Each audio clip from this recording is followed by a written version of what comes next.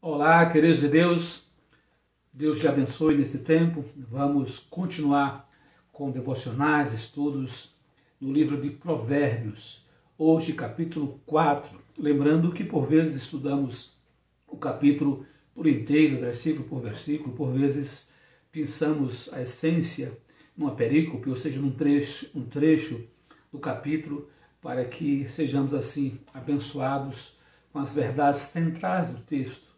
Hoje, Provérbios 4. Espero que o seu coração esteja aberto, pronto à ação do Santo Espírito de Deus, que nos ilumina para a compreensão e nos encoraja, nos enche de fé para a prática da palavra, porque a palavra funciona na vida de quem crê e a põe em prática. Provérbios 4, de 1 a 7. Leiamos. Ouvi, filhos, a correção do pai, e estai atentos para conhecerdes a prudência, pois dou-vos boa doutrina. Não deixes a minha lei, porque eu era filho de meu pai, tenro e único em estima diante de minha mãe. E ele ensinava-me e dizia-me: retenha as minhas palavras o teu coração, guarda os meus mandamentos e vive. Adquira sabedoria, adquire-a com inteligência, e não te esqueças, nem te apartes das palavras da minha boca. A sabedoria é a coisa principal. Adquire, pois, a sabedoria. Sim, com tudo o que possuis, adquire o conhecimento. Exalta, e ela te exaltará. E abraçando-a tu, ela te honrará. Que palavra poderosa, palavra de Deus, palavra que penetra na profundidade do nosso coração, onde ninguém pode ir senão o Espírito de Deus, com a sua palavra na nossa intimidade, intimidade por vezes desconhecida de nós mesmos, mas o Senhor conhece e quer com a sua palavra já trazê-la transformada para o nosso caráter, para que apareça nos nossos pensamentos, flua nas nossas palavras e sejam efetivas nas nossas ações, obras do próprio Deus, preparadas para que glorifiquemos o seu nome e abençoemos todos à nossa volta. Eis o poder da sabedoria que vem de Deus, da própria palavra de Deus, gerando vida na nossa vida. Vamos aprender. O texto hoje nos ensina de maneira bem clara, bem objetiva, eu diria, 7 aspectos da correção que o pai deve deixar como legado, o pai, a mãe, os pais sobre os filhos. Diga-se de passagem que o que mais nós necessitamos hoje é de legado. Quando olhamos para trás, quantas pessoas nos abençoaram pela conduta, pelo caráter, pelos ensinos que deixaram, os exemplos que deixaram, a fé. Puxa, quanta gente, particularmente, olha para trás, me abençoei, louvado seja Deus pela vida delas. E nós temos esta responsabilidade, uma geração tem a responsabilidade de deixar um legado para outra geração e que seja um legado de bênção e não de maldição. O texto fala inicialmente no verso 1, ouvi, filhos, a correção do pai, e estai atentos para conhecerdes a prudência. A primeira lição que encontramos nesse texto é que a correção é legado, queridos, de responsabilidade.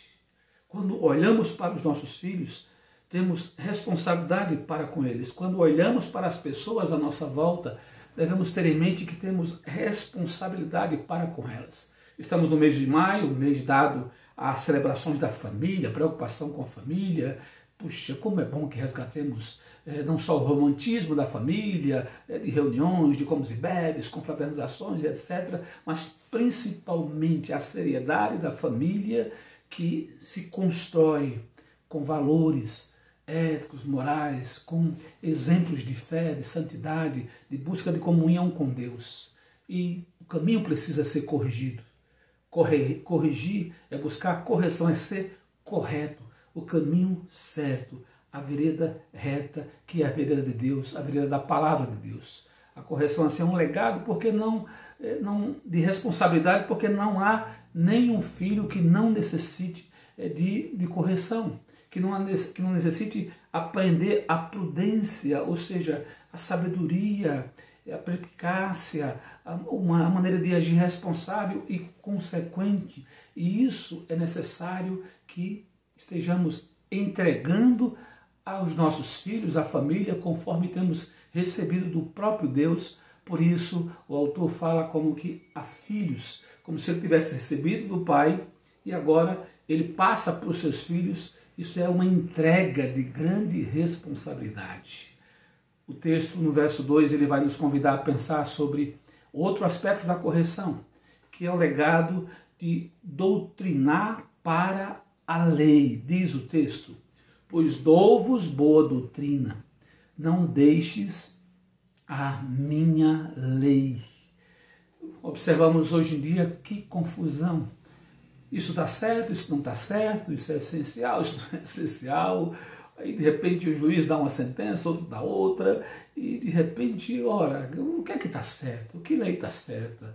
Que ordem a se cumprir? E ainda bem que quando olhamos para o Senhor, a lei do Senhor é perfeita, é imutável, não há sombra de variação. Ela é flecha, direto ao alvo, direto a exatamente o que Deus quer e espera de nós e nos dá para a bênção. Quando pensamos em correção à luz desse texto, é correção que nos doutrina, nos orienta para a lei. Não a prática da lei consciente, sem entender os seus porquês. A doutrina é isso, é a explicação, as razões, porquê da lei, ou seja, os seus valores e principalmente o seu mérito, que é nos proteger, nos preservar. Eu gosto da expressão bíblica que a lei não foi feita para... o homem não foi feito para a lei, mas a lei para o homem. E é essa essência que o doutrinamento da importância da lei, das regras, dos mandamentos opera em mim e em você. E quando ensinamos uns aos outros, ensinamos especialmente aos nossos filhos, eles vão entender o porquê tal lei deve ser cumprida, tal lei deve ser obedecida, porque a essência de toda lei é preservar o ser humano dos seus próprios males e dos males de outros, é nos conservar no caminho do bem. A lei do Senhor tem esse propósito, de nos conservar na fé, na comunhão, no bem do Senhor e nos afastar do mal. Por isso, é responsabilidade esse legado, é responsabilidade em doutrinarmos os nossos para o cumprimento, para a obediência à lei. Os versos 3 e 4 vão nos dizer, com toda clareza: porque eu era filho de meu pai, tenro e único em estima diante de minha mãe. E ele ensinava-me e dizia-me: retenha as minhas palavras o teu coração, guarda os meus mandamentos e vive. Que beleza de palavra, que contundente. A correção, queridos, além de ser responsabilidade, além de nos doutrinar para a obediência da lei, a correção é um legado de amor. Em Hebreus vai nos dizer o texto bíblico que Deus corrige aos seus filhos, aos quais ama. É mentirosa a doutrina que diz que Deus nos fez e nos deixou a esmo, a correr soltos. Não, Deus está presente, Deus é justo juiz, Deus olha para cada um de nós e no tempo oportuno age, intervém. E tem a intervenção final que nós esperamos, no juízo final, que também é bíblico, é profético. Isso não quer dizer que Deus só vai intervir lá, ele já age. E age, sabe por quê?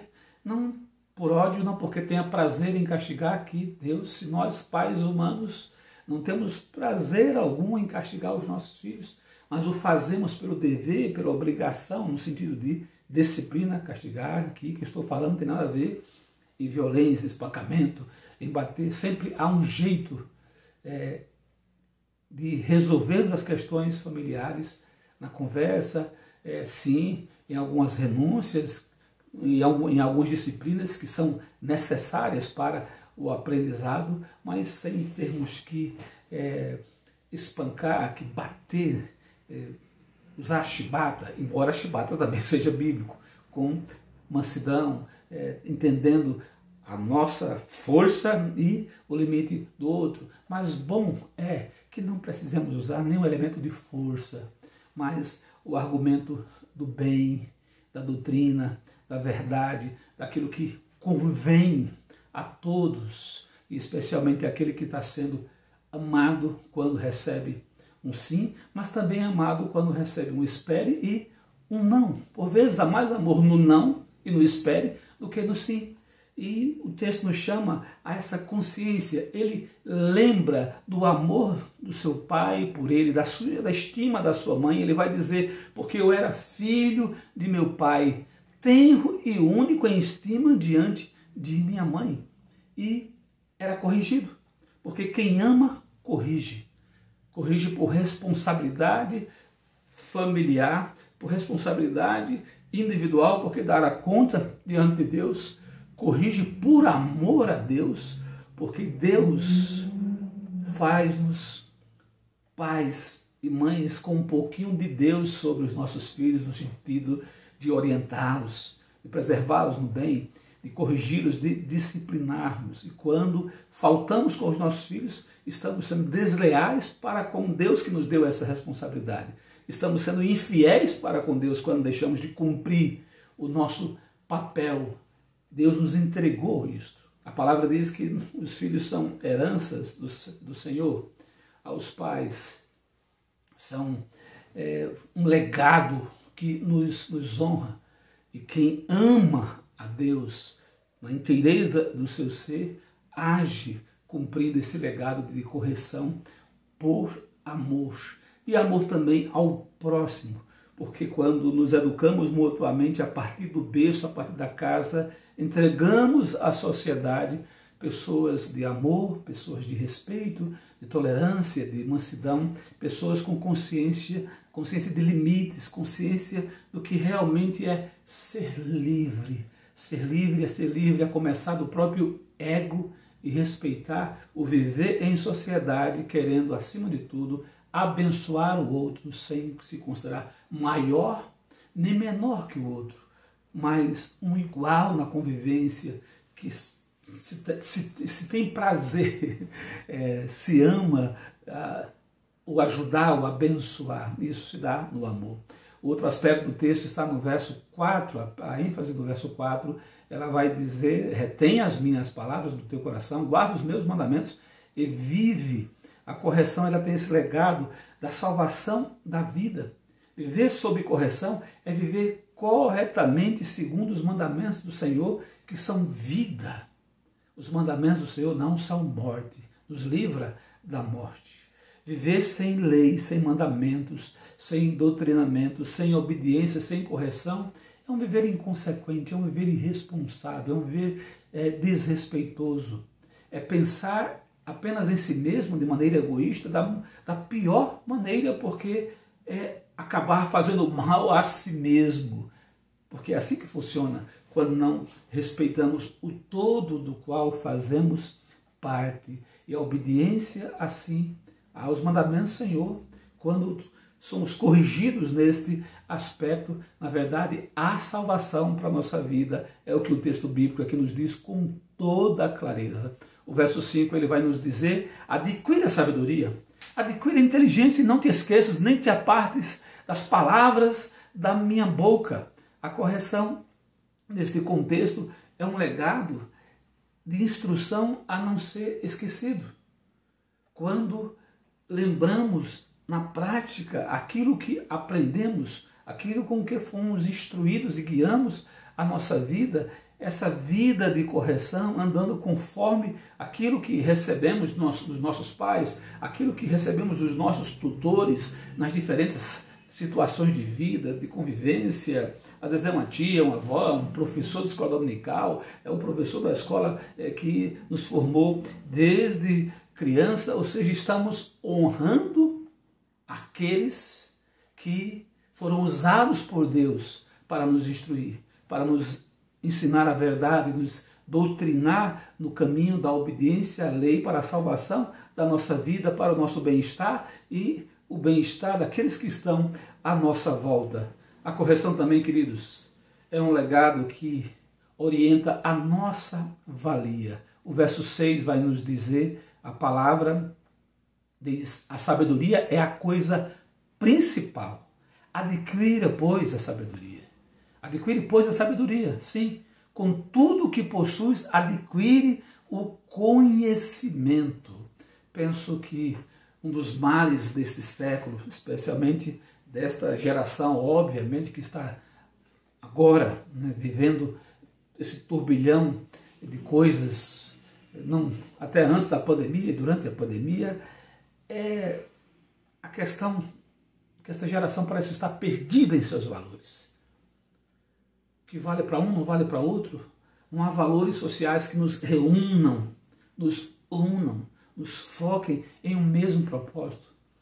É julgar ali, culpar acolá e pouco interesse num bem que seja comum. E para que haja um bem comum, ou seja, um bem que abençoe a todos, é necessário que partes abram mão, deixem de disputar e queiram resolver, queiram solucionar. E isso é uma questão de valor, como também felicidade é um valor.